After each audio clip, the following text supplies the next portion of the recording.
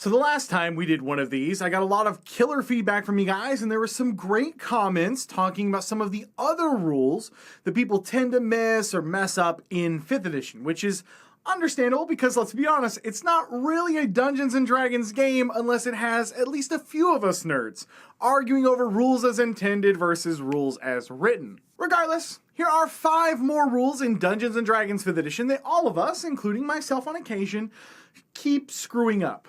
I think there can be no doubt that we have to start with the biggie here, readying an action. Oh boy, there are easily 3 to 4 points with this thing that people just keep getting wrong. Let's start by taking a quick look at this as an action so we can all get on the same page. Okay, quote, blah, blah, blah. To do so, you can take the ready action on your turn, which lets you act using your reaction before the start of your next turn. So right off the bat, we already have the misconception that a readied action ends at the end of a round. It doesn't. And you can, in fact, hold your readied action through the end of a round all the way to the start of your next turn. This is something I see a lot of people getting wrong, including myself a few times, because of addition confusion, which, by the way, is a legit thing. It's not that I don't know the rules, I just had to learn too many, and I'm sorry, but it will always be will and reflex saves in my book. Anyways, let's continue. Quote, first, you decide what perceivable circumstance will trigger your reaction. Then, you choose the action you will take in response to that trigger, or you choose to move up to your speed in response to it. Examples include, if the cultist steps on the trapdoor, I'll pull that lever that opens it, and if the goblin steps next to me, I move away. Okay, so we have 2 things to consider here. The first is that you 100% do not get to just take your turn when you ready an action and your trigger goes off. This people get wrong probably the most. If you are a melee character, you cannot ready an action to charge an opponent and attack them when they come around the corner. You may take either your action or move up to your speed, but not both. Now, the next thing to piss off our barbarian friends is that you 100% do not get to use extra attack when you hold your action to attack someone when they come around the corner. You see, unfortunately, the wording of extra attack has a qualifier on the end that you may make a second or third or fourth, in the case of higher level fighters, attacks on your turn. Because of this qualifier, you will not get extra attack when you ready an attack action. This, of course, was confirmed to be correct by Jeremy Crawford on Twitter. Now, let's take it one step further and have a good laugh at the way Wizards of the Coast wrote this particular line and just how confusing it is for everyone, including them. Going back to quote their exact phrasing, quote, then you choose the action you will take in response to that trigger, or you choose to move up to your speed in response to it. Examples include, if the cultist steps on the trapdoor, I'll pull the lever that opens it, and quote, if the goblin steps next to me, I move away. When the trigger occurs, you can either take your reaction right after the trigger finishes, or ignore the trigger. So, in Wizards' own example here, they struggled understanding the rule, or at minimum, they could have phrased this a little bit better. Because you may choose an action, meaning from the list of 10 actions in combat, or you may move up to your speed. Then, when the trigger occurs, you can take your reaction right after that trigger finishes. So, when their own example says, quote, if the goblin steps next to me, I move away, based on the rules as written by Wizards of the Coast, you would 100% incur an opportunity attack if that goblin has their reaction available, of course. Because that trigger would finish with the goblin next to you, then you would leave their threatened space, thus triggering an opportunity attack. However, if Wizards of the Coast had just simply written instead, when the goblin moves next to me, I will take the disengage action to move away, then that would have been fine. Because guys, that's the whole point. You must ready an action or a movement that happens after the trigger finishes. Another point in case for you older gamers who mix up additions is that readying an action does not, in fact, move your initiative. And finally, and this is really cool to understand, if you ready a spell, releasing a spell does not allow it to be countered with counterspell. So in essence, counterspell as a reaction would work only at the time the spell was cast, or in our case, readied. Thus, when the readied spell is simply released, it can't be countered. Something to chew on for all you dungeon masters and wizards, warlocks, sorcerers, bards, paladins. God, who doesn't get spells in 5e? So to recap all of this, no extra attack, don't move the initiative, you can ready through the end of a round, readied spells cannot be countered when they are released, you must wait for the trigger to finish, then act, you may only ready an action or a move, but not both, and Wizards of the Coast, phrasing matters. Next rule. Unseen attackers. Okay, so I think that most people understand that when you are an unseen attacker, meaning that your target didn't see or hear you, you have advantage. But one thing I see often is that people forget that whenever you make your first attack, that is to say, not your attack action, you give away your position. So if you happen to be playing a character with extra attack, you will only get advantage on your first attack, because whether or not you miss or hit, you do in fact give away your position.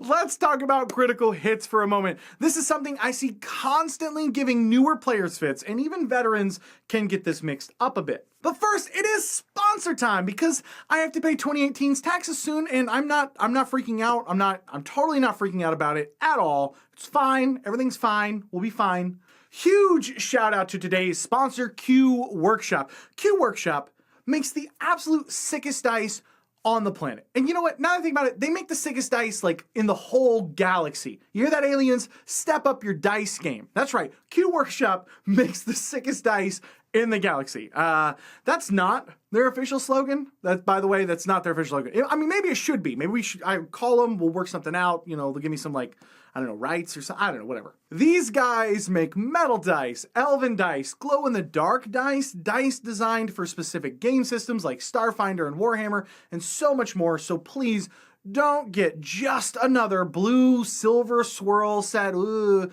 Pick up some dice that will make your friends jealous at the table. So I'm going to throw a link down to their site below. Thank you, Q Workshop, for being a part of the Taking 20 team. The short version is this. When you crit, you double up the dice. It's that simple. So that's to say that you do not double your damage, nor do you double your dice result. You simply double any dice you roll, but you do not, however, double any modifiers. So if you add your strength bonus as a mod to your damage, that does not get doubled. However, if you crit, you double all of the dice rolled, meaning that yes, sneak attack dice get doubled, and so does smite dice for paladins, etc. This is important because sneak attack does not have to trigger on your first attack. Just like smite, you choose to trigger it whenever you hit with an attack. So if you have a dagger in your offhand, and you should, it will give you in essence 2 opportunities to trigger your sneak attack bonus dice instead of just 1. And with paladins, you can hold your smites until you crit,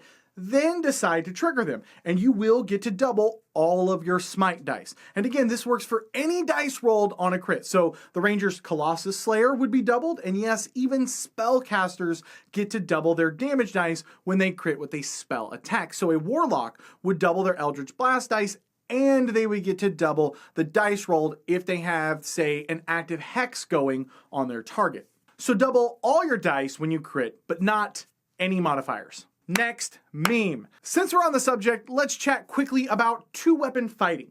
This has gone through a lot of changes in the last really 4 editions of Dungeons & Dragons, but in 5e, it's very, very simple. All you need to remember is that you don't get your modifier bonus to the damage of your second weapon. You still get to make the attack, however, with your full bonuses. So, our level 1 16 dex rogue wielding 2 daggers makes both attacks at a +5 to hit. Their main hand will deal 1d4 + 3, which comes from their dex bonus, and their offhand weapon will simply deal 1d4 damage with no additional modifier. And again, even if our rogue misses with their first attack with their main hand, when they successfully attack with their offhand as a bonus action, they naturally may choose to trigger their additional sneak attack dice if, of course, they can trigger it. Additionally, your weapons must both be light weapons, so no long sword and tiny little dagger combos.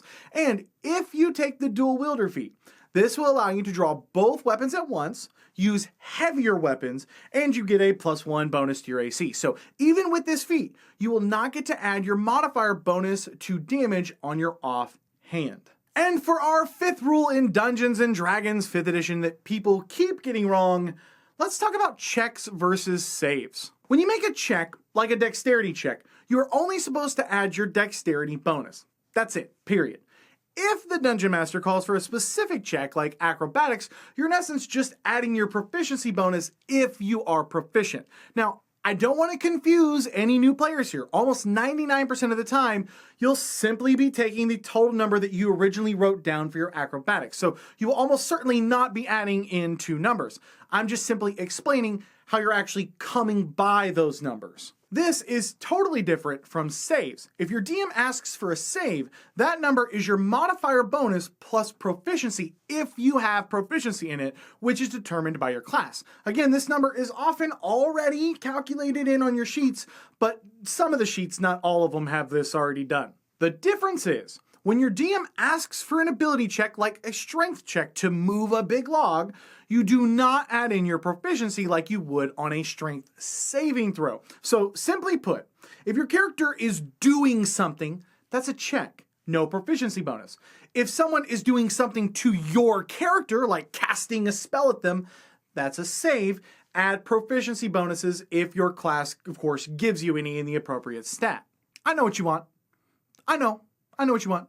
You want a bonus rule. Oh, Pewds, please don't copyright this. I know Brad likes to watch D&D channels. So Dark Vision. Let's talk Dark Vision real quick. Too many people see this as a get out of jail free card when they are exploring dark caves and dungeons. However, all Dark Vision does is increase the lighting for your character by one step. So dim lighting becomes bright and darkness becomes dim light. So, boys and girls, if your character is running around in the dark, they only see it as though it were dim lighting, meaning that it is a lightly obscured area, meaning you, in fact, have disadvantage on any and all perception checks. So you may not be able to spot those 3 cave trolls lying in wait as easily as you think whenever you try to scout up ahead without some torchlight to help. I'm just saying. All right, community, what rules did we miss? What rules do you guys just think suck? Did Wizards of the Coast totally get that whole ready to action thing wrong in the book like I think they did? Let me know, rules as written, or is your tables a rules as intended table? Which one do you guys float by the most? I, of course, got to give a huge shout out to my amazing, kick-ass, wonderful, sexy patrons over at welcomeadventures.com. Thank you guys so much for the support. Everything that you guys do over there means so much to me here. It helps support the channel. If you guys like what I do here, you like this video, you want to support more content like this, grab some rewards like jumping in a game with me, jumping in a meeting with me, picking up some new maps. I don't know, we got other stuff over there too. So if you guys want any of that swag, head over to welcomeadventures.com, and it's a great way to support the channel. If this is your first time here and you love role-playing games as much as I do, I'd love to have you subscribe. Every week I put out new videos on GM tips, player tips, tutorials, and more. So if that sounds like something you might be interested in, just hit the subscribe button down below and come join us. Thank you guys so much for watching. My name is Cody, and remember, subscribe to PewDiePie and unsubscribe from T-Series. I'll catch you guys next time. Yeah.